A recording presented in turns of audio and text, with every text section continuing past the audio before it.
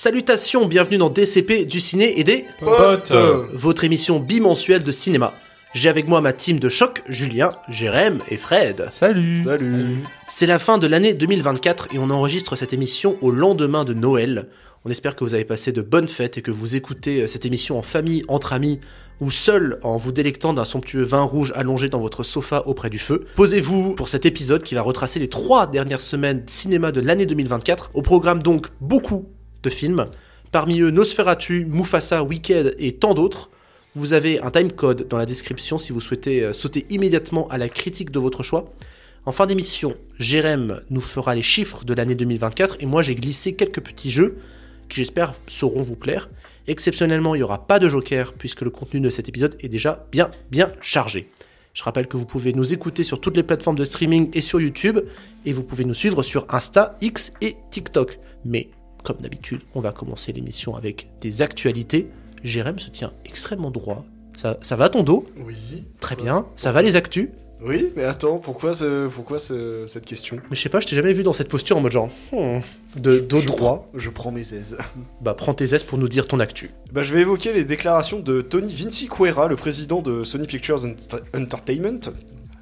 Bon accent en française, qui est donc la société derrière les films des méchants de Spider-Man qui nous ont pondu cette année du coup Madame Web, Venom 3 et Kraven le Chasseur dont on va parler dans la suite de l'émission. Et donc malgré les avis cataclysmiques sur ces films, le PDG n'a pas froid aux yeux puisqu'il a déclaré ne pas comprendre pourquoi Kraven le Chasseur était l'un des pires démarrages pour un film depuis qu'il est rentré en fonction en 2017 puisque selon lui, le film n'est pas mauvais. Il a ensuite asséné le fait que Madame Web non plus n'était pas un mauvais film et qu'il avait sous-performé en salle parce que la critique l'avait crucifié, à juste titre si vous voulez mon avis, mais que ça n'en faisait pas pour autant un mauvais film et il précise que le film fonctionne très bien sur le Netflix US. Bref, c'est beau de voir un patron essayer de sauver les meubles quand tout concorde à son exact opposé. Alors du coup, j'ajoute ce que je disais avant d'enregistrer. On a appris aussi que, depuis le début, ils avaient le droit d'utiliser Spider-Man dans leur film. Mais qu'ils l'ont pas fait. Voilà. C'est con. C'est con, parce que Venom 3, à la fin du trailer, t'aurais glissé « Oh, il y a Tobey Maguire », le film il fait le milliard. Et donc le Sony Spider-Verse Universe, il poursuit. Et non, on va regretter. Non. Julien. Vous avez aimé Alien Romulus ? Bah plutôt, ouais. Bah vous allez pouvoir regarder Alien Earth, la série Alien. Bah c'est cool. Voilà, il y a une série Alien, donc Ridley Scott ne va pas la réaliser, mais j'imagine qu'il sera derrière pour chapeauter un peu tout ça. Et voilà, Alien Earth qui se passera avant le premier film. Donc là on est vraiment sur préquel. Ok. Voilà, c'est la petite info. Moi je vais dire mon actu maintenant, parce que en vrai tout le monde l'a vu passer, Christopher Nolan va refaire un film qui s'appelle L'Odyssée. En tout cas il va adapter l'Odyssée d'Homère, ce qui est très loin de son registre habituel. Déjà on va se demander genre comment il va adapter Charib et Scylla. Et surtout, il y a un casting assez monumental, puisqu'il y a déjà Robert Pattinson et Tom Holland qui sont au casting. Il y aura aussi Matt Damon, Anne Hathaway, il y a Zendaya, Lupita Nyong'o, Charlize Theron. Beaucoup d'acteurs pour un récit qui a pas trop de personnages non plus. Pour un réalisateur qui fait beaucoup de films très terre à terre, donc curieux. Pas convaincu. Mais on verra ce que ça donne. Wait and see de mon côté, ouais. Et Fred. Moi, je voulais parler de The Monkey, le prochain film de Osgood Perkins, celui qui avait réalisé cette année Long Legs. Donc il va réaliser l'adaptation d'une nouvelle de Stephen King qui sortira le 19 février. Moi personnellement j'ai détesté Long Legs, mais bon ça je laisserai ça de côté pour une autre émission. Et voilà, mais en tout cas voilà, il y a une bonne annonce qui est sortie et ça sortira le 19 février. Entendu. On finit sur les actus et on passe tout de suite au gros de cet épisode puisqu'on a 10 films dont on va parler. Ça va être des critiques assez condensées, c'est-à-dire qu'on va éviter de taper plus de 4 minutes par film.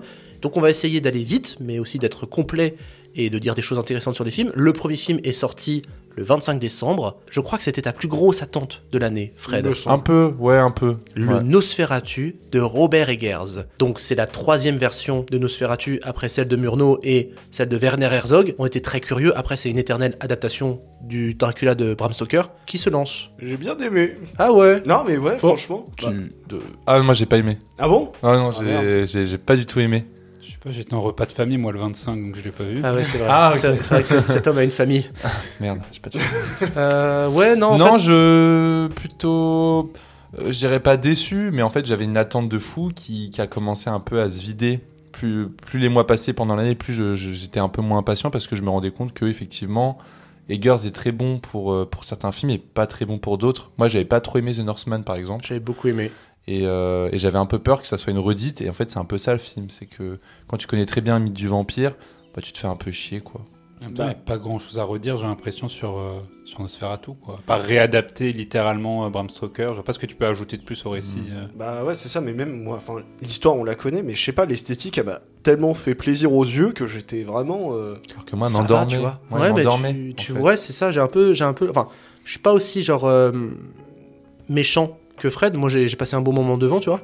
Mais moi, j'ai regardé ma montre et puis en fait, il y avait quelque chose de très sauvage dans Northman qui me plaisait en matière de mise en scène.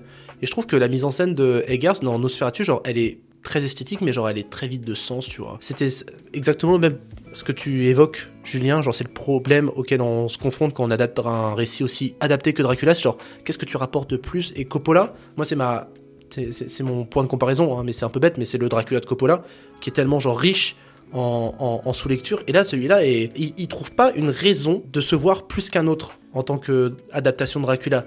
Quand tu vas voir un film de Dracula, genre t'en as tellement sous les yeux et genre celui-là apporte tellement rien de plus. Donc ça manque d'intérêt.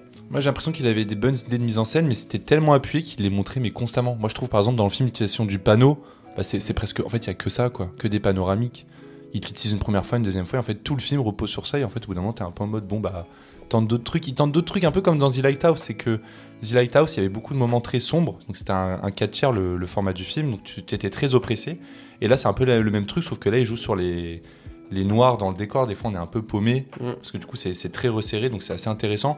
Mais je trouve qu'il reste que sur cette idée-là, et il va pas plus loin. Voilà. Moi, j'entendais vraiment à quelque chose qui allait exploser, comme effectivement, comme tu disais, Owen, le Dracula de Coppola, tu vois. En fait, comme il y a ce film dans l'univers du vampire, c'est très dur de proposer quelque chose qui est innovant, en fait, tu vois. Et c'était cool, tu retrouvais du Eggers, mais il allait pas plus loin, quoi, tu vois. C'est ça qui m'a un peu...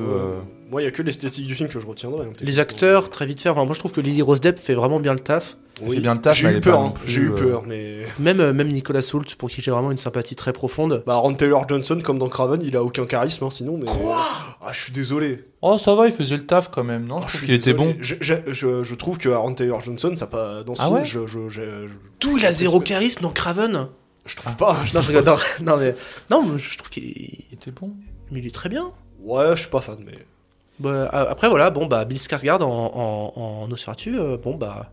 Bah oui, On oui, repassera, hein. Oui, du coup, ça a été annulé, c'était pas lui. Bah, si, c'est Bill Skarsgård. Ah, c'est lui? Ah, si, c'est lui, oui. Ouais, Mais non. si. Bah écoutez, j'avais même pas remarqué. Enfin, moi, je pensais que c'était un gars inconnu avec une moustache, parce que dedans, du coup, Nosferatu a une moustache. Mais il respecte le mythe, hein, ça vient de la Roumanie, tu connais. Ouais, c'est un vampire, tu vois même pas ses dents. Une seule fois dans le film, tu vois ses dents. C'est un peu con quand même. Par contre, tu vois sa bite. Ouais, Tout le monde l'a dit, ça, j'ai pas remarqué. moi non plus, j'ai pas remarqué. Par contre, Bassem, donc notre ami Bassem qui est déjà venu quelques fois dans cette émission, allez lire sa critique Letterboxd sur Nosferatu. C'est très drôle. Non, voilà, le film un peu déçu parce que moi, j'ai adoré The Lighthouse de Eggers. Et là, c'est depuis The Northman, je sais pas, c'était intriguant en fait de le voir s'approprier Nosferatu. Et il en fait quelque chose, mais il va pas au bout, quoi. Et c'est dommage. Tant pis. Tant pis. Il y a Pétard mouillé. Il y a plein d'autres films, Nosferatu et Dracula. Par contre, juste, est-ce que vous connaissez le film Nosferatu dans lequel il y a Willem Dafoe et John Malkovich? Oui, mais je pensais que c'était la version d'Herzog, mais pas du tout du coup. Absolument pas. En fait, Ok. c'est un film de 2000 qui parle du tournage du film de 1922 avec le mythe comme quoi Max Schreck, l'acteur de Nosferatu, était un vrai vampire. Mhm. Et donc ce film de 2000, dans lequel Willem Dafoe incarne Max Schreck, a.k.a. Nosferatu, existe. Ah, trop bien. D'accord. Ouais, génial. Je l'ai pas vu, mais ça m'intrigue. Film suivant. Oui. On était très critique sur Disney avec Vaiana 2 précédemment. Et c'est avec très peu d'entrain que je suis allé voir Mufasa le soir de Noël. T'as que ça à faire. Non, après je suis sorti avec mes amis, mais Ouais, ta première partie de soirée, elle était pas ouf, quoi. elle était mid, mais pas aussi désastreuse que ce que je pensais, parce que le Ah ouais Mufasa c'est ok tiers. J'aborde l'esthétique du film, mais comme jamais, Ah vraiment. non, c'est dégueulasse, mais C'est un des rares films où seconde une, le seul film, autre film avec lequel ça m'avait fait ça, c'était pour Cats. Minute 1, l'esthétique, j'aborderais, j'avais envie de me barrer de la salle. quand t'as la petite comment elle s'appelle, Kiera, la fille de Mufasa, Je sais pas comment la elle fille de s'appelle. Simba qui arrive en Kiara. premier plan, en mode regardez ce lion, comment il est trop mignon. Et t'es en mode ah c'est moche. Ah ouais, c'est. Alors, bien qu'il essaye de faire un truc un peu moins photoréaliste que dans le premier, Carrément. je trouve que ça passe pas du tout. Ok. C'est vraiment. Alors, je dirais pas que tout est acheté parce qu'il y a certains effets de mise en scène. Je fais ah, il a osé quand même. Ah, puis tu vois que c'est Barry Jenkins quoi. Voilà, je dis il a osé, ça passe bien, c'est cool. Mais autrement, Bah, Je c'est- souffle, quoi. Après, moi, enfin, je ressors du Roi Lion 2019 qui pour moi est une ignominie. Genre, c'est un Ah film non, que mais je moi aussi, hais mais- le plus au monde, tu vois. Et déjà, c'est une histoire originale, donc ça va être pas mal. Je trouve que l'arc de Scar, bien mené, c'est bien mené. Je trouve que l'histoire, en règle générale, est plutôt chouette à suivre, même s'il y a des ventres mous à certains instants. Après, l'esthétique, ouais, voilà, bon, bah, ils ont essayé de rendre les lions un peu plus expressifs que dans la version 2019. Et résultat des courses, tu te retrouves avec des lions qui ont vraiment des vraies expressions du visage, qui sourient. Genre, t'as des lions, ils sourient avec les dents, tu vois, et t'es en mode. C'est un peu bizarre. C'est, voilà. Puis les chansons, c'est nul à chier. Je suis d'accord. Tu l'as vu en VF ou en VO? En VF. Moi aussi. Et vraiment, genre, il y a une chanson que je trouve sympatoche. Et encore, c'est sympatoche. C'est celle qui se passe dans la montagne, c'est Tu es mon roi. D'accord. Mon roi, c'est toi. Mais en fait, c'est ça le problème, c'est que vu qu'ils veulent faire des films semi-photoréalistes, quand ils font des chansons, ils peuvent pas aller dans l'extravagance. Et du coup, tu te retrouves juste avec des lions qui courent entre des girafes. Et t'as vraiment genre le chant de Mufasa et Taka. Sur le frère, là, la chanson sur le frère. Oh là là, c'est nul. C'est nul à chier. Ils courent entre les jambes de girafes en mode, j'ai un frère, j'ai un frère. Après, ils sautent sur des hippopotames en mode, j'ai un frère, tu es mon frère. Et oui, je suis ton frère. Ils montent sur un arbre, tu es mon frère. Et ça pendant 4 minutes, t'es en mode, ta gueule, putain. J'ai compris. Après, Timon et Pumba, au début du film, j'étais très heureux. Attends, il y a Timon et Pumba. Alors, Alors, c'est à l'époque, genre. Non, en fait, le film commence avec Simba qui attend un nouvel enfant. Et donc, sa fille est gardée par Timon et Pumba. Et t'as Rafiki qui arrive parce que Timon et Pumba sont pas capables de gérer la gamine. Et donc, Rafiki va raconter l'histoire de Mufasa. Et résultat des courses, donc au début, c'est vraiment 10 minutes du Roi Lion 2. Donc t'as Timon et Pumba qui font des blagues très drôles. Et donc ouais, t'as le récit de Mufasa qui est entrecoupé de blagues de Timon et Pumba. Ah ouais, j'ai trouvé ça chiant. Ah, c'est lourd. C'est lourd. C'est très lourd. Ça alourdit le récit qui en a pas besoin. Ça fait très le Roi Lion 3, genre. Ouais, mais le truc, c'est que bah, vu que le film vise à avoir un souffle un peu épique à certains instants, c'est compliqué, tu vois. Même si j'aime bien le climax. J'aime vraiment bien le climax. C'est genre, bah, il y a la musique d'Hans Zimmer, quoi. Donc, forcément, quand t'as un lion Tu qui. reprends la musique, donc c'est simple. Quand t'as un lion qui gravit le trône avec le thème de Roi Lion derrière et qui se met à rugir, bah forcément, moi, mon cœur, il se met à battre un peu plus fort. Petit frisson. Voilà, stop, Mufasa. On passe à un autre film où ça chante et où Jérém est le seul à l'avoir vu, alors que moi, je voulais le voir, mais bon, Moi aussi. on manque de temps dans la vie. Wicked. Ouais, surtout que ça dure 2h40, donc je peux comprendre. C'est long. 2h40. Je les ai sentis. Mais heureusement, la dernière heure sauve le film, comme jamais.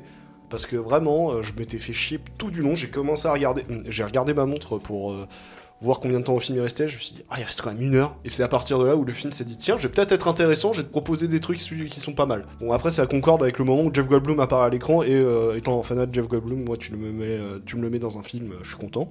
Je trouve que la dernière chanson est très cool. Les autres, je suis pas fan. Et je me suis interrogé sur le fait de est-ce que ça valait le coup de scinder le film en 2 parties, et puis même de l'existence même du film, est-ce que ça valait le coup, parce que vraiment c'est une histoire, je sais, qui est ultra connue aux États-Unis, hein. Le Magicien d'Oz, c'est un monument de culture aux États-Unis, moins en France, et donc personnellement je vois pas l'intérêt avec mon regard de français de faire ce film en 2 parties de quasi 2h40, un film de 5 heures en gros, un gros film de 5 heures. Je n'en vois pas l'intérêt, parce que bah tu sais comment ça va se finir, et déjà dès le début du film, de ce premier film, tu sais comment ça va finir puisqu'on te le dit, et c'est avéré que tu sais comment ça va finir. Donc je vois pas l'intérêt du film. Les chansons, je les apprécie pas de fou, à part la dernière. Je pense que les fans de comédie musicale y trouveront leur compte. Moi, j'apprécie les comédies musicales, notamment La La Land, etc. Mais je ne suis pas un grand fan de ce film. Voilà. Tant pis. Tant pis, hein. Mais allez Voilà. voir la comédie musicale à Londres. C'est très, très, très creux. Voilà, c'est peut-être que la comédie musicale sur scène, j'adorerais. Ça vaut le coup. J'aime bien la recommandation aller à Londres. Allez à Londres, les gars.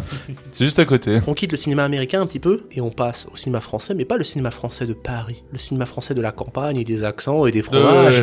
Je pense que tu parles de Vin Dieu. Ah, Vin Dieu, j'ai pas vu moi Vin Dieu, mais par exemple, Ah, si tu veux. j'ai vu Vin Dieu. Et t'en as C'est pas- génial, Et- j'ai trop kiffé. C'est un film vraiment cool parce que ça prend des acteurs qui sont pas du tout professionnels et ça en fait un film vraiment mais touchant, avec des acteurs qui sont super bien dirigés. Genre t'as pas du tout l'impression de voir des acteurs qui ont jamais joué. Et non, c'est génial. Qu'est-ce Ouais. que t'en as pensé? Ah, Jérôme j'avoue que j'avais un peu peur parce que je rapprocherais un peu le film de Miséricorde dans la façon même de la mise en scène qu'il utilise. Et vu que j'avais pas forcément été un grand fan de Miséricorde, j'avais un peu peur, tu vois. Mais en vrai, ça va, j'ai beaucoup plus apprécié que Miséricorde à ce niveau-là. Parce que je sais pas, peut-être que l'histoire qui était racontée me parlait un peu plus. Je sais pas, de cette jeunesse un peu paumée qui doit se raccrocher à quelque chose. Ouais, j'ai cru qu'il allait nous dire qu'il aimait juste beaucoup le fromage.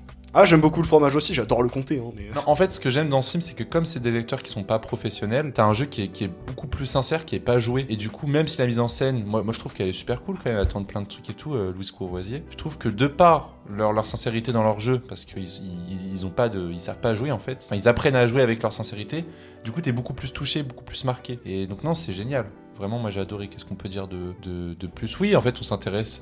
J'ai l'impression que 2024 c'était un peu ça. C'est commencer à apprendre un peu à faire des films sur des gens qui sont pas forcément de Paris, comme tu disais, Owen. Tu nous en parlais déjà l'année dernière avec Chien de la Casse. Chien de la Casse, il y avait quoi en film d'horreur? Il y avait Teddy, les frères Boukarma. Là, il y a eu La Mourouf, il y a eu plein de trucs un peu, voilà. Où... Même de manière générale, il y avait le cinéma des frères Dardenne. Même s'ils sont belges, mais voilà. ça dépeint Oui, quand même. Ça se passe pas dans les grandes villes, forcément. Voilà. Mais là, du coup, le film, non, vraiment super cool. Très sincère en fait. Vraiment, les acteurs sont incroyables. J'ai pas eu l'impression que c'était des mecs qui débarquaient quoi, sans avoir joué avant. Et il y avait quelque chose de très beau. Ouais, et l'amitié qui prime avant tout, voilà. L'amitié qui prime avant tout. Et le fromage. Et le fromage. Sachez qu'il y a eu plein d'avant-premières partout dans la France. Et que le distributeur Pyramide, je crois bien, ils ont décidé pour chaque avant-première de livrer des tonnes de comté. Donc les gens pouvaient goûter du comté. Pendant les avant-premières du film dans toute la France. C'est tout, c'était un petit truc. Et le film a super bien marché du coup là. Il a fait un super bon démarrage. Oui, puis je trouve que je vois les critiques assez unanimes quoi. Ah oui, c'est unanime, c'est génial. Ok, pour une fois, c'est un film que moi seul j'ai vu, mais ça me surprend que personne soit allé le voir. Le Seigneur des Anneaux, la guerre des Rohirrim. Rien à faire. Ouais, ça me donnait tellement pas envie, mec. Tu me montrais l'animation, j'étais en mode, mais les gars, non, genre. Bah, t'as carrément raison, l'animation est dégueulasse dans le film. Comme Mufasa, mi-tiers, un peu mieux quand même, mais là ça te raconte un récit qui se passe genre 200 ans avant la guerre de l'anneau, donc il n'est pas du tout question d'anneau, de Bilbo. Il y a quelques allusions à Sauron, mais très très très vite fait. Non, c'est vraiment genre le récit de Helm, celui qui porte le nom du gouffre de Helm, et d'une guerre qui s'ensuit entre lui et un de ses vassaux qui se rebelle parce qu'il aurait tué son père d'un coup de poing, parce que c'est Helm, point d'acier. Et ça suit plus particulièrement la fille de Helm, qui est jeune, courageuse, pleine de fougue et qui veut rester libre. Donc c'est vraiment genre personnage random de film d'animation. Et tous les personnages sont très random de films d'animation. T'as vraiment l'impression de regarder un film de animation en fait, dans l'univers du Seigneur des Anneaux, mais très peu de retournements de situation vraiment forts. Même de manière générale, le récit n'est pas des plus palpitants, même si ça veut te parler d'une guerre, et qu'il y a des batailles, et qu'il y a des morts. Il y a quelques morts épiques. Vraiment, il y a une mort épique qui se passe dans un blizzard qui est assez fou. Même le personnage de Helm, qui de manière générale est vraiment chouette. Mais ouais, les musiques sont très... à part les quelques thèmes qu'on connaît de la saga originale, ça n'a pas grand intérêt. Les batailles ne sont pas non plus renversantes. Passables. Bah, quand tu connais la raison d'exister du film... Oui. C'était quoi? Bah, c'est en gros, Newland l'a fait parce que fallait qu'il garde les droits. Mais bon, à la fin, t'as Saruman qui arrive pour dire t'as tué. Et t'as l'héroïne qui dit je vais peut-être voir un magicien blanc au Gondor. Et t'as sa pote qui dit comment il s'appelle? Il a beaucoup de noms. Oh. Mais on l'appelle Gandalf. T'es en mode putain, ferme ta gueule. Putain, la subtilité quoi. Ouais, non. Voilà, et puis le méchant est nul à chier. Hein. Le méchant, c'est random méchant rongé par la vengeance. Voilà, c'est pas Mitcher en fait, t'as détesté. Ouais, en fait. Allez expulser toute cette haine. Voilà, non mais ouais. Anodin. Très très anodin. Et un autre film très très anodin, mais qui énerve un peu plus, Kraven le chasseur. C'est pas anodin pour moi. C'est le ouais dernier film du SSU, c'est pas anodin, c'est le dernier clou dans le cercueil de cette saga. C'est émouvant quand même. Ah, c'est mauvais, hein. Bon, bien évidemment que c'est mauvais. En même temps, c'est tout ce qu'on attendait de ce putain de film. J'avoue que je suis allé le voir juste pour avoir la fierté nulle de dire j'ai vu tous les films du SSU au cinéma. Waouh. SSU, c'est quoi? C'est le Sony Universe. Sony Spider-Man Universe. Ouais. C'est-à-dire les 3 films Venom, Morbius, Madame Web et Kraven. Je les ai tous vus au ciné. Pourquoi Sony Spider-Man? Il n'y a pas Spider-Man dans aucun des films. Parce qu'ils sont bêtes. Mais oui. Voilà. Et que des fois, des gens, ils ont des postes haut gradés et ils sont bêtes. Regarde les présidents de la République. Hein. Oula, ça part en politique là. Oula. Non, bah écoute. Y a pas grand chose à sauver, je trouve. Sans grand intérêt, c'est-à-dire que. Est-ce que vous pouvez faire un classement selon tous les films du SS Du SSU? Ouais. Oh, le pire, ça reste Madame Web, je pense. Oui. Okay. Bah, en fait, tu mets les 3 premiers Venom. 1, 2, 3. Ensuite, Kraven, puis Morbius, puis Madame Web. Madame Web, c'est vraiment Ah, tu penses que Craven c'est au-dessus de Morbus quand même? Ah oui, parce que les scènes d'action dans Craven sont quand même assez chouettes. Oui. Voilà, c'est il y a certains trucs, oui. certains trucs un petit peu rigolos, voilà, il y a le rhino et à un moment le rhino le rhino c'est zéro charisme, tu vois, il a un sac à dos pendant tout le film avec il est en chemise blanche et à un moment donné il a un spasme un peu incompréhensible, c'est-à-dire qu'il a les deux mains posées sur la table, t'as son homme de main en survêt Adidas qui arrive derrière et fait nous n'avons pas réussi à choper le chasseur et le méchant il a un spasme et il fait Voilà. Et je tiens à dire qu'il n'est pas en survêt Adidas, il est en survêt Sergio Tacchini, ce qui a son importance. On a été 3 dans la salle, vraiment, à avoir ce rire genre... Vraiment, on était 3 disséminés dans la salle et on essayait de se retenir, de se dire mais putain, qu'est-ce qu'on a vu. C'est fini. Ouais. C'est émouvant. Ouais, mais je crois que l'expression le dernier clou du cercueil a été inventée pour ce film. Pourtant, ce film se termine en quelque sorte sur un cliffhanger puisqu'il est question du caméléon à la fin. C'est fini, mec. Arrête d'en parler. On va pas les regretter, hein, t'inquiète. Non, c'est sûr que c'est pas des films que je dirais mater pour le plaisir. Maintenant, c'est fait, c'est acté, c'est terminé. Ça faisait partie d'une période du cinéma américain de 2018 à 2024 et c'est terminé. Oubliable. Ouais, il y a une autre carrière aussi qui va se terminer parce que j'ai l'impression que peut-être est-ce le dernier film de Paul Schrader, je ne sais pas, mais il a sorti au Canada 2 ou 3 ans après Carpenter que j'avais vraiment beaucoup aimé. Au Canada, moi, j'ai pas eu le temps de le voir. Mais qu'est-ce qu'il en est de ce film qui semble assez sur la rédemption? Moi, je connais rien de Paul Schrader. Je sais pas du tout. Je crois que j'ai vu le scénario, donc Taxi Driver, quoi. Oui, t'as vu Taxi Driver, Apocalypse Now. Qu'est-ce qu'il a fait d'autre, du coup? Parce que moi, je ne connais rien de lui. Vraiment rien. Du coup, je suis allé voir au Canada parce qu'un peu Jacob Elordi, parce qu'il y avait le Canada dans le titre. Il y avait le Canada dans le titre, ça m'a attiré. Mais c'est vrai que moi, j'ai l'impression que ce film, c'est vrai, il faut vraiment être un fan, connaître tout ce qu'il a fait. Je me suis fait chier. Après, c'est une adaptation littéraire aussi. Hein. Ah merde, tu vois, je un me suis scénario même pas original, renseigné, quoi. Au Canada. Ouais, je me suis fait chier. Vraiment, c'est un film qui sait pas où va. C'est un film qui part dans tous les sens. C'est l'histoire d'un mec qui te raconte sa jeunesse, sauf qu'il est plus trop sûr de ce qu'il a vécu. Donc les gens qui l'interviewent, ils lui demandent mais tu deviens fou, mec, t'as jamais fait ça, quoi. Tu t'es perdu dans les temporalités, dans les choix de sa vie. Et Bah moi j'aime bien ce côté-là, tu vois. Je vois pas ce que les gens lui reprochent. Moi j'ai aimé ce côté un peu casse-tête de la narration. La structure narrative elle est intéressante. Pour moi elle est faussement complexe, tu vois. Ça me paraît évident qu'au final, plus tu avances dans le film, plus tu dois te douter de la véracité des propos du personnage parce qu'il est de plus en plus sénile, etc. Mais je trouve que ça atteint pas. Dans le côté, je veux montrer la sénilité d'une personne qui perd totalement l'esprit. Ça atteint pas le sommet qu'était The Phaser pour moi. Mais je comprends dans la façon dont il veut amener ça, avec, oui, ces casse-têtes de temporalité, j'incruste les personnages vieux dans des séquences où ils sont plus jeunes, enfin, etc., etc. Ça m'a intrigué et ça m'a pris. En plus, le film est pas trop long, il dure 1h30, donc t'as pas trop le temps de t'ennuyer pour moi. Mais du coup, c'est un film qui ne part jamais, tu vois. T'as un personnage qui doit partir, mais qui en fait est bloqué parce qu'il est coincé, il sait pas où aller. Donc tout le film, c'est de filmer un personnage de sa jeunesse, même vieux aussi, qui ne part pas, qui est toujours sur le point de partir, mais qui part jamais. Donc moi, tu vois, j'étais un peu devant le film. Bon, bah les gars, emmenez-moi quelque part. Je sais pas. Au Canada. Sauf que ça arrive pas. Mais je peux quand même te recommander Carpenter, qui pour le coup, lui, c'est vraiment bien. Bon, pour le coup, ouais, j'ai aussi été hyper flemmard devant le film. J'ai pas cherché à m'investir dedans parce que j'en avais pas envie. En fait, ça me faisait chier. Donc peut-être que toi, t'as essayé de plus t'investir et ressentir le truc. On s'en fout de la véracité de ce qu'il dit finalement, tu vois. Mais c'était plus le côté, le film ne part pas parce que c'est le concept du film, c'est de ne pas partir. Et du coup, t'es un peu en mode, bon, bah, je vois Jacob Elordi qui est juste là. Richard Gere, moi j'avais envie de le gifler, je sais pas, son personnage me saulait. Ok. Pourtant, c'est le même que Jacob Elordi, mais en plus vieux. Ah ouais, mais plus vieux, je sais pas, j'aime pas sa gueule. Je l'aime que dans Les Moissons du Ciel. En même temps, je comprends. Il est un peu détestable, Richard Gere, après tout, il ressemble à François Bayrou. Hein. Voilà, exactement. Pardon. Ah ouais, attends quoi? Je trouve pas personnellement. Mais... C'est François Bayrou lui-même qui te dit on m'a déjà fait la remarque que je ressemble à Richard Gere. Non, c'était Richard Jouir. Donc voilà, voilà. Peut-être à revoir, peut-être que j'étais pas dans un bon mood, mais moi ça m'a fait chier, ouais, j'ai rompiche. D'accord, bah tant pis Paul Schrader. On passe du coq à l'âne. Il y a un acteur jeune français qui est un peu en émergence, on l'avait déjà vu dans Le règne animal. Là, visiblement, il semble atteindre une certaine notoriété avec le film dont il va être question. Paul Kircher, qui est la tête d'affiche de Leurs enfants après eux. Julien, on va t'entendre. Je suis le seul à l'avoir vu. Non, je l'ai vu aussi. Ok. Moi, je trouvais ça vraiment moyen.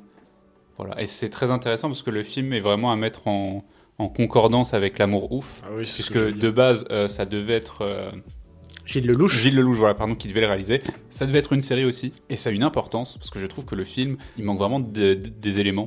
Genre, tu sens que. Enfin, moi, j'ai senti que le récit était troué à certains moments, comme s'il manquait un épisode, quelque chose. Tu passes vraiment de. Le film est construit sur 3 temporalités. 4 temporalités.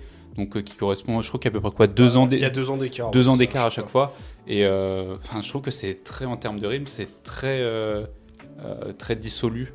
Je sais pas si c'est le bon terme, mais par exemple, la première partie va être beaucoup plus concentrée. Après, c'est beaucoup plus mouvant. Et voilà. Et ce qui est aussi intéressant, c'est qu'on disait beaucoup de L'amour ouf, que le film en faisait trop. Et que ça le rendait justement peut-être parfois imbuvable pour certains. Mais justement, les frères Boukerma, c'est ça ? Oui. En fait, ils ne font rien en termes de mise en scène et ça donne la sensation exactement inverse de L'amour ouf. Parce que ça partage beaucoup en commun. Bah ouais, c'est ça. Non, mais parce que moi, je fais partie de ces personnes qui trouvent que L'amour ouf, ça en devient parfois imbuvable, tellement Gilles Lelouch essaye de faire des effets de mise en scène tout le temps, tape à l'œil et tapageur. Là, je trouve que le fait qu'ils posent un peu plus leur mise en scène, ça m'a permis d'apprécier le film, bien que oui, le film crie à tous les instants, je veux être l'amour ouf, je veux être l'amour ouf, mais j'ai pas les moyens, j'ai pas tout ce qu'il faut pour l'être. Mais voilà, j'ai pas tant désapprécié le film que ça. Je trouve qu'à partir de la partie 14 juillet 96, je suis totalement pris dedans. Moi, je suis totalement décroché. En fait, je trouve que déjà l'histoire d'amour est nulle. Genre, il y a aucune alchimie entre les acteurs. Kircher est insupportable au possible. Autant dans Le règne animal, son rôle, ça pouvait aller. Là, il ne sait pas aligner 2 phrases. Il ne sait pas faire une phrase correcte. Genre, en fait, ça en devient insupportable pour son personnage. Là, je trouve que l'histoire aussi est pas du tout intéressante. Et voilà. Kircher imbuvable, je trouve au début peut-être, mais c'est pour ça que je te dis, vu qu'il y a un shift un peu à un moment donné, à partir du 14 juillet 96, la partie 14 juillet 96, que là j'étais un peu plus pris dedans, pardon. Même si bon, ça a tous les défauts un peu de L'amour ouf aussi. Le fait d'utiliser à balle de musique préexistante. Mais je trouve que dans L'amour ouf, ça fonctionnait bien. Parce que là, je trouve que ça en est vraiment. L'amour ouf, ça accompagnait la mise en scène, alors que je trouve que dans le film, dans Leurs enfants après eux, en fait, c'est un prétexte. C'est un prétexte, ça cache en fait d'un défaut de réalisation. Sauf pour une seule chanson, parce que certes, j'étais très content d'entendre Dream On d'Aerosmith au ciné, mais je trouve que c'est pertinent à un seul moment, c'est sur la scène qu'il y a sur Un samedi soir sur la Terre de Cabrel. C'est la seule musique que j'ai trouvée pertinente et bien utilisée. C'est la seule. Mais vraiment toute la première moitié du film, donc tout ce qui est parti 92 et 94 du coup, franchement je trouve que c'est vraiment juste du build-up pour ce qui arrive après, et je suis bien plus content de voir la résolution de tout ce qui se passe plutôt que de voir toute la préparation. Moi j'ai retenu qu'il y avait du Cabrel. J'ai envie d'aller le voir. Et en plus, ouais, vraiment. Du Cabrel et du Aerosmith. Pourquoi j'ai raté ça? Il y a du Red Hot aussi. Ouais, j'aime bien. Ok, on n'a pas parlé. Est-ce qu'on a déjà parlé de ce réalisateur auparavant? Jamais. Werner Herzog. C'est un réalisateur qui fascine, et pourtant, genre, on est nombreux à souvent ne pas avoir vu ses films. Pourtant, juste la prestance du monsieur, le postulat de ses films en général, tend à fasciner sans forcément qu'on les ait vus. Bon, moi j'ai pas eu le temps d'aller le voir, ce fameux Au cœur des volcans, Requiem pour Katia et Maurice Kraft. Jérém et Fred, vous l'avez vu? Oui. Vous allez nous parler de Werner Herzog et de son film. C'est génial. C'est trop bien. C'est génial. Alors du coup, ce qu'il faut savoir, moi je savais pas du tout, je t'avais dit en plus l'inverse avant de le voir, Owen, c'est que vraiment toutes les images du film ont été réalisées par le couple de volcanistes. Donc, aucune image a été réalisée par Herzog. C'est vraiment un travail de documentaliste qu'il a fait sur ces images-là. Et qu'est-ce qui est arrivé à ce couple en fait? Alors du coup, c'est un couple qui avait l'habitude de s'approcher de volcans en fait en éruption et de prendre des images, même aussi de filmer ce que pouvaient causer des volcans sur des populations autour de ces milieux-là. Et en gros, en 2001, ils sont partis au Japon pour filmer l'éruption d'un volcan. Et je crois pas que c'était en 2001, je crois que c'était dans les années 90 plutôt, mais... Ah oui, peut-être, ok. Je sais pas pourquoi j'étais resté sur 2001. Bah alors dans les années 90, pardon, 91 du coup peut-être. Peut-être.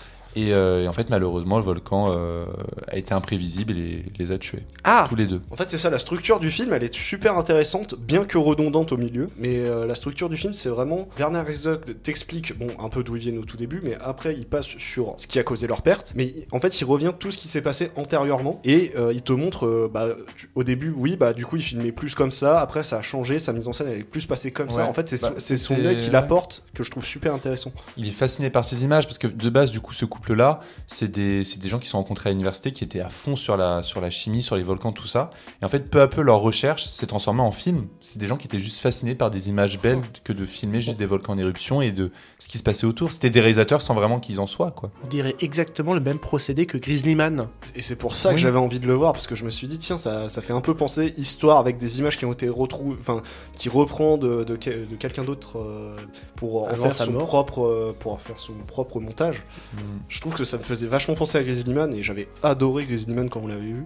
C'est fascinant de voir des images qui sont sublimes, c'est vraiment super beau, mais de choses horribles en fait. C'est très très beau. Il filme le chaos, enfin ce couple-là, mais en tout cas comment on le met en scène Herzog, c'est génial quoi. Tu vois des villages mais recouverts de nuées, tu vois des... Et j'avais beaucoup aimé dans Grizzly Man l'humilité d'Herzog. Et est-ce que ça se ressent de nouveau ici ? Bah totalement, en fait, le mec est pris par son sujet et il en vient à se faire oublier tout en participant au film, en fait. Il est narrateur, il est juste narrateur, alors que dans Grizzly Man, tu le vois à l'écran, là, il est vraiment que narrateur. Ouais, tu le vois 30 secondes à l'écran dans Grizzly. Mais là, il est vraiment que narrateur et en fait, il est très humble parce qu'il est en mode je suis fasciné par les images qu'il a fait. Et je suis tellement fasciné que je vous les montre. Et il en est jaloux même, il le dit, j'aurais adoré être là quoi. Bah, il dit ça dans Grizzly Man aussi. Bah voilà. Et c'est génial, il met des super belles musiques. Moi il y a une musique qui m'a retenu de fou. Il a décidé de pas mettre un gros opéra un peu intello comme je sais pas du Wagner etc. Le film se termine par une musique de Anna Gabriel, Es demasiado tarde, et c'est génial, cette musique est incroyable mec. Les mecs, il faut absolument que j'aille le voir. Il faut vraiment aller le voir, c'est sublime. C'est chaud parce que même dans Paris il est que dans 3 salles. Ouais, il a fait le Beaubourg et le Reflet Médicis, moi j'étais parti là-bas. Moi aussi je l'ai vu au Reflet Médicis. Ouais, il va pas durer longtemps. Faut vraiment que je me grouille alors. Mais c'est génial et moi ça me donne trop envie de voir le reste de Herzog. Ça a l'air génial quoi. Vraiment. Aguirre, Fitzcarraldo. Voilà, Fitzcarraldo. Son Nosferatu, les autres documentaires. Donc ouais. Non, c'est trop parce bien. Parce que là on parle plus du Herzog documentariste que du Herzog qui fait de la fiction quoi. C'est ça. Et on va encore une fois passer du coq à l'âne. Julien a un petit wagon qu'il a accroché. Petit bonus très rapidement. 2046 de Wong Kar-wai est ressorti au cinéma parce que ça faisait 20 ans qu'il était sorti. Alors voilà, c'est vraiment dans la lignée de ce que fait Wong Kar-wai. Alors donc il est sorti en 2004, donc juste après In the Mood for Love, et en fait c'est sa suite quasi directe. Je me permets de dire quasi direct dans le sens où si vous n'avez pas vu In the Mood for Love, ce n'est pas du tout un souci puisque ça reprend toutes les thématiques de Wong Kar-wai, mais en fait ça les intègre dans la continuité de ce qu'on voit dans In the Mood for Love. Mais vu que ça se reprend toujours ces thématiques de l'amour impossible, de la recherche introspective, c'est pas du tout un souci de ne pas connaître In the Mood for Love. Et voilà. Et du coup, en fait, ça retranscrit en fait tout le travail finalement de Wong Kar-wai en fait sur l'amour, sur les rencontres impossibles et avec toujours les mêmes procédés, ces images au ralenti, les musiques lancinantes et toujours cette idée d'avoir plusieurs temporalités qui s'entremêlent, plusieurs récits notamment donc avec le personnage principal qui va rencontrer 3 femmes le long de son histoire. Et avec toujours beaucoup de flashbacks et une sorte d'indétermination de l'espace et du temps. On sait jamais vraiment si on était dans le passé, si on est dans le futur, c'est juste un souvenir, c'est une personne qui recroise ou qui recroise pas. Donc je pense que si vous aimez Wong Kar-wai, vous ne pouvez qu'apprécier 2046. Entendu. Voilà. Et donc, on va finir avec un film que seul Jérém et moi avons vu. On va parler du meilleur blockbuster de l'année, Sonic 3. Voilà. Oh non. C'est oufissime mais une des meilleures séances en termes de divertissement que j'ai eu cette année, très clairement. C'est dingue. C'est génial en matière de divertissement. C'est vraiment... Je te jure, je suis pas un fan pur et dur de Sonic, hein. Mais en vrai, franchement, en matière de bouffée d'air frais, de fun à l'état brut, de grands spectacles, parce que visuellement, c'est un très beau film. Ça, il faut le prendre en compte. C'est ça. C'est très beau. Les bastons sont vraiment cool. Et juste, les scènes d'action sont... Mais dingue. C'est le blockbuster de fin d'année. Vraiment, genre Nosferatu, c'était tellement terne à côté quand je l'ai... Vraiment, dans la même journée, j'ai regardé Sonic 3. Mais Nosferatu, c'est normal que ce soit terne. Et Craven. Oui. Et franchement, Sonic 3, c'était tellement genre... La couleur, la beauté, Ah, c'était bien. Ah, c'était bien. J'ai envie de le revoir. Ouais, c'est cool. C'est trop cool. Il y a double dose de Jim Carrey. Oui. Il y a des gags, mais vraiment, genre... J'ai explosé de rire. Il y a une mort anticlimatique qui fonctionne de fou. Mais voilà, il y a beaucoup de blagues, donc forcément il y a des trucs un peu lourds, mais tout le reste est une merveille. Knuckles, il est merveilleux, Shadow, il est merveilleux, Jim Carrey, vraiment la scène de danse du double Jim Carrey avec des lasers. Et Tails. Oui, il est mignon. J'ai adoré. À un moment, il y a Tails, il est avec le sous-fifre de Dr Robotnik, et ils sont tous les deux en train de marcher dans les couloirs un peu sombres, et vraiment genre le sous-fifre de Robotnik il est juste adorable, et il regarde Tails, il fait « Je vais être totalement franc avec toi, t'es mignon ». Et t'es en mode « C'est pour ça qu'il existe Tails, parce qu'il est mignon ». Et il remplit son taf, et tout dans ce film remplit son taf. Non, bah c'est cool. Mais mec, va le voir. C'est un vraiment, bon Noël. Le réalisateur, on lui a dit coche toutes les cases, et il l'a fait. Ah ouais, non mais en plus, du coup, ils ont annoncé un 4ème.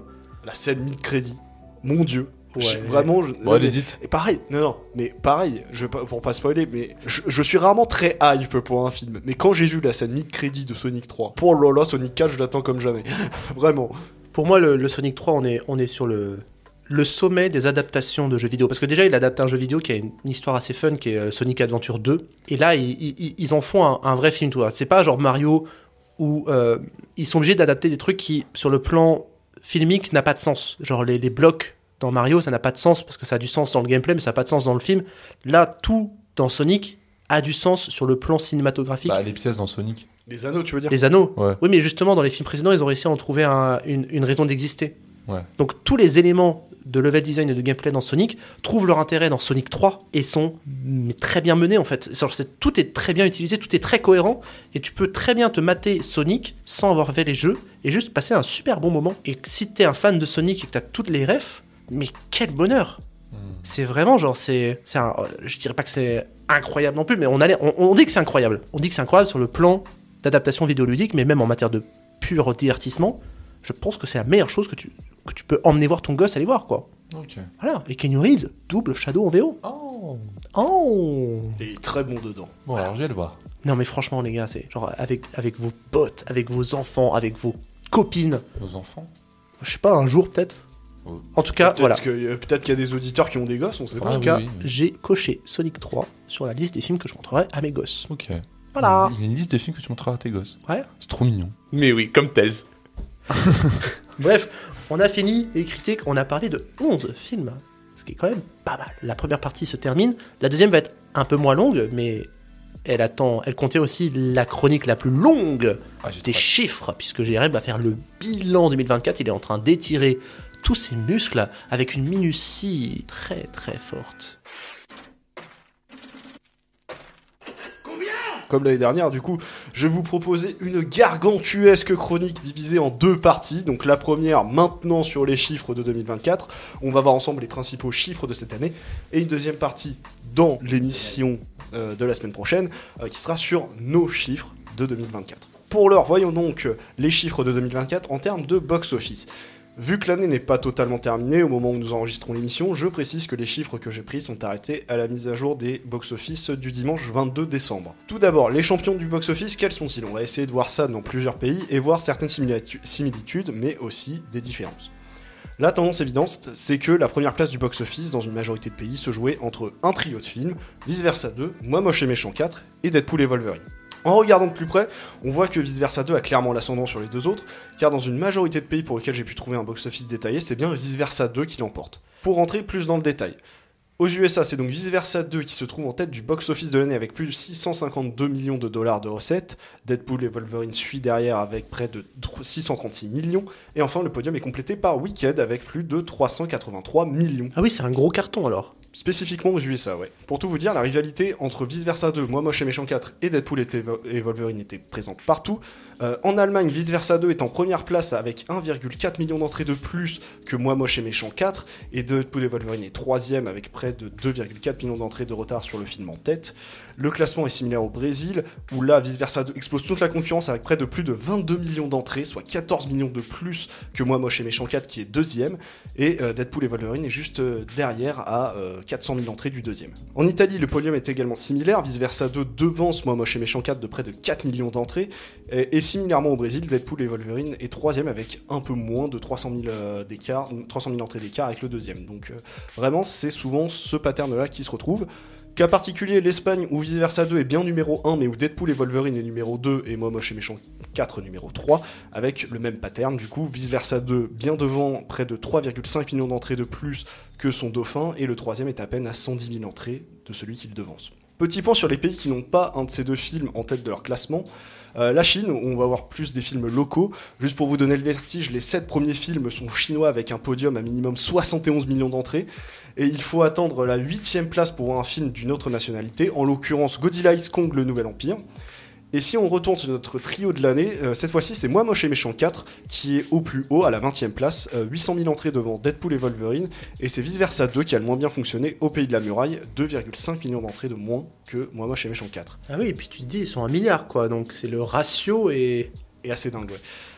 Également la Corée du Sud, où aucun de ces films n'est en tête du classement. Et pour revenir sur notre comparaison depuis tout à l'heure, la Corée du Sud est à peu près comme tout le monde, avec Vice Versa 2 plus haut que les deux autres. Vice Versa 2 est donc 3ème du box-office coréen avec plus de 8,7 millions d'entrées, soit 6,7 millions de plus que Deadpool et Wolverine, et même 7,1 millions d'entrées de plus que Moi Moche et Méchant 4.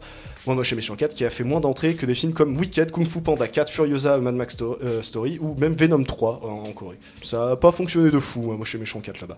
Et évoquons maintenant le pays qui manque à l'appel et qui a placé en tête un film local, la France.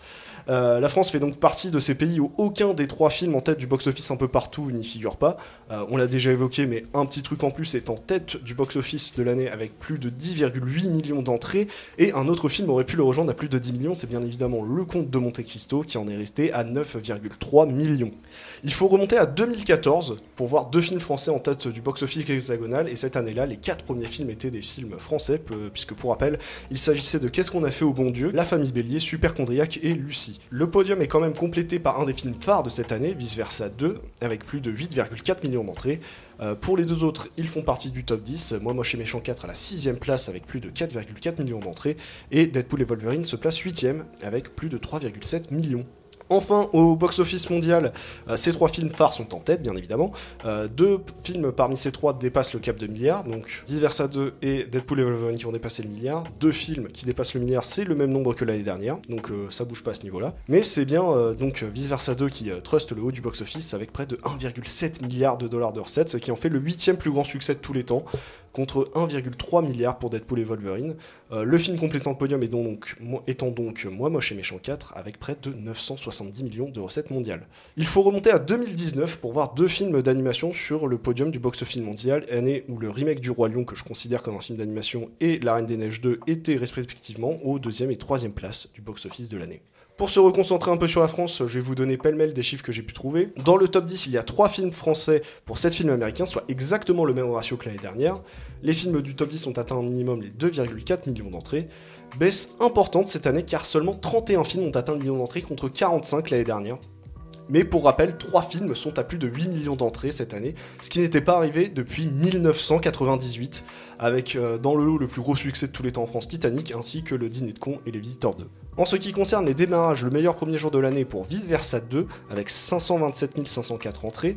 En deuxième, Moi Moche et Méchant 4, avec près de 458 000 entrées.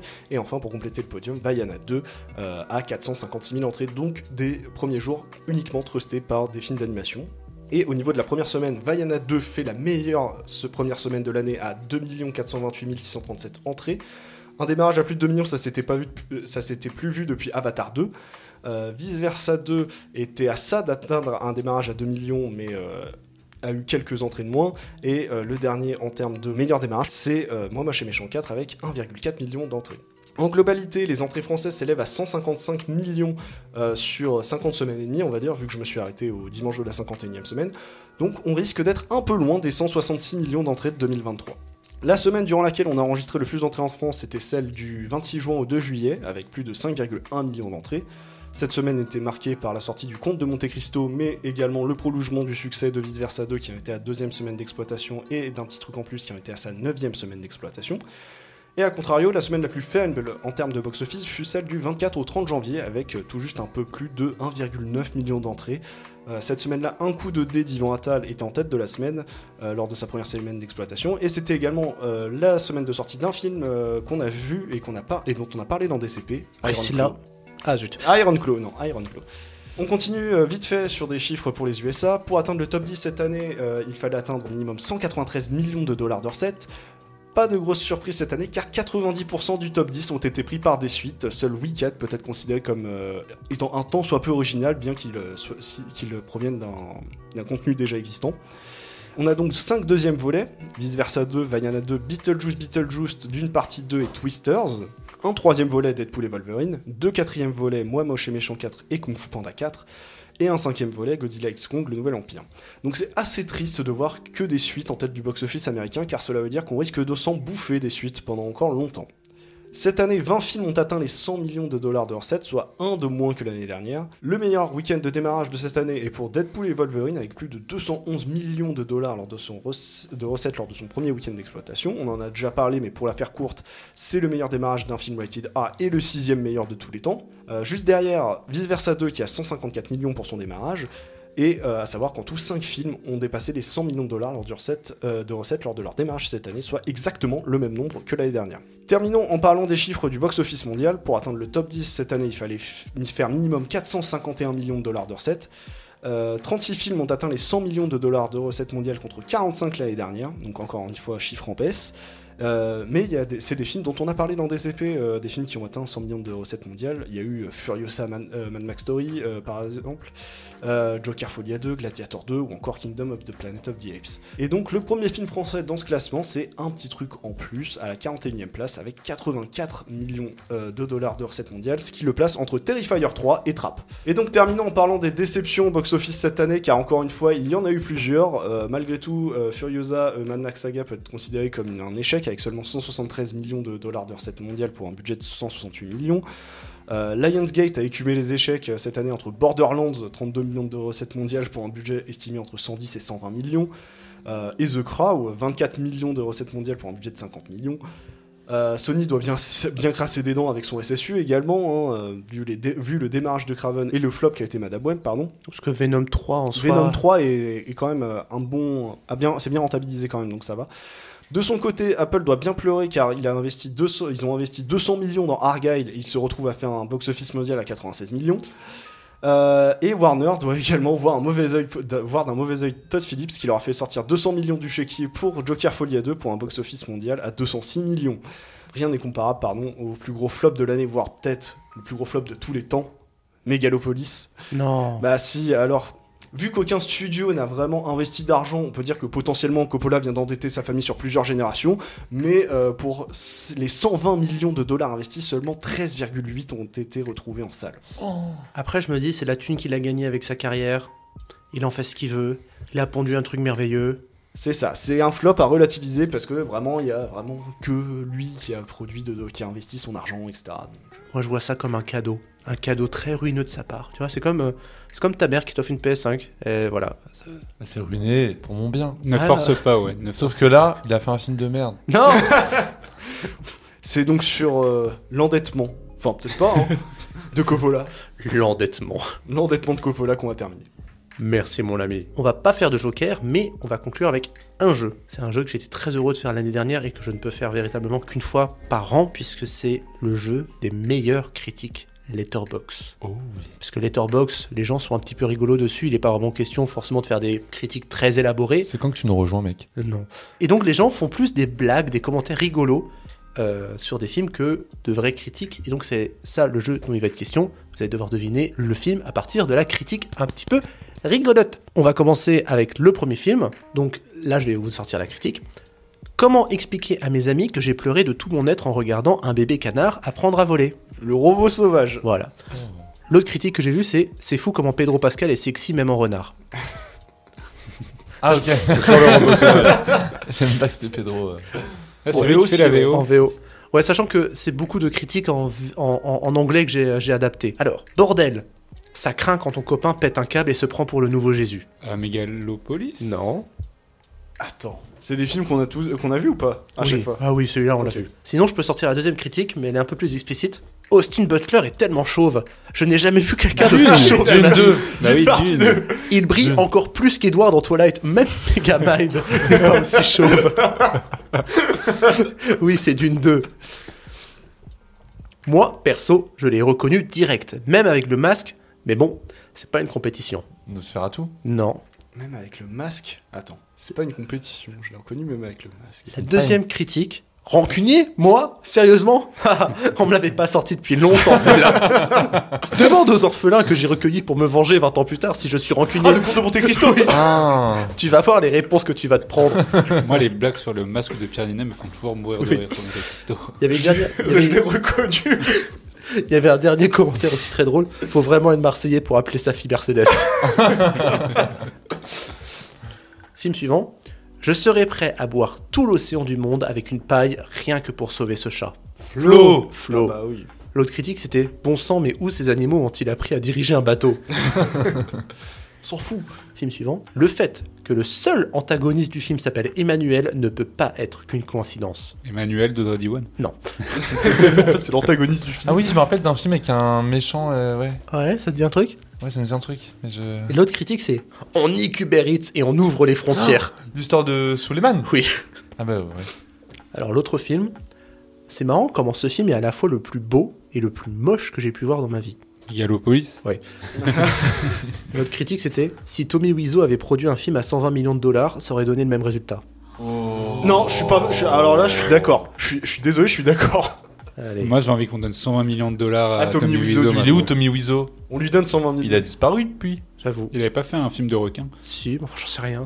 Alors, film suivant. Je pense qu'ils ont largement dépassé leurs 10 000 pas. C'est un film où ça a beaucoup marché, du coup. Je pense, ouais. Ou ils ont beaucoup couru, peut-être. The Bike Rider. Bah non, ils sont en moto. Ouais, justement. Moi, capitaine.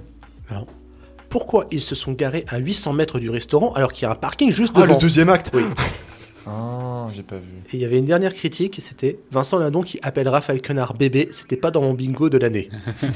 Film suivant. Film ultime de fille à papa. Priscilla. Hein? Non. Oui, ouais, Priscilla. Non, Wicked. non. Ce film est un piège pour les spectateurs. Trappe ta mère. Putain, Voilà ma réaction. tout le monde a dit ça. Même moi. Genre vraiment, tout le monde a dit cette blague à la fin. Voilà, du film, ma quoi. réaction était authentique. J'ai lâché un NTM à ON, je m'en fous. Ouais, carrément. Alors, quand le réalisateur est cité, son nom change plus par le réalisateur. Le réalisateur est au prostitué ce que Martin Scorsese est au gangster. Sean Baker. Oui, Ouais, donc, ouais. Donc Anora. Oui, merde, j'ai dit le nom Merde. du réel et pas le nom du film. gagné. Film suivant. Ce doit être la trilogie la plus gaie du monde. Venom. Challengers. Venom. Oui, Ah bon? La Ah, trilogie. oui, Ah, t'as parce vu, que ah, oui. l'histoire entre deux potes, quoi. ouais. L'autre critique, c'était j'ai bien aimé le passage où Eddie devient une sirène. C'est vrai qu'il y avait ça dans le film. Alors, Les traumas. n'empêche, la chose la plus folle dans ce film, c'est comment elle a réussi à se construire une salle secrète toute The seule. Substance. Substance. Voilà. Ah, en vrai, hein, tu mets un bon ciment, tu refermes, Ouais, ça se tu fait, fais hein. une porte, Ouais, voilà, travaux ouais. manuels, t'empruntes un livre à la bibliothèque. Et les cloisons dans tout ça, hein. Les murs porteurs. T'as un problème avec les murs porteurs? Et non, en plus, tu vois dans le film, elle tape pour savoir si c'est porteur ou pas. donc, C'est vrai, c'est vrai. L'autre critique a été rigolote aussi, c'est moi aussi, si je devais me retrouver dans le corps de Margaret Qualley, je voudrais pas retourner dans le mien. Le film suivant.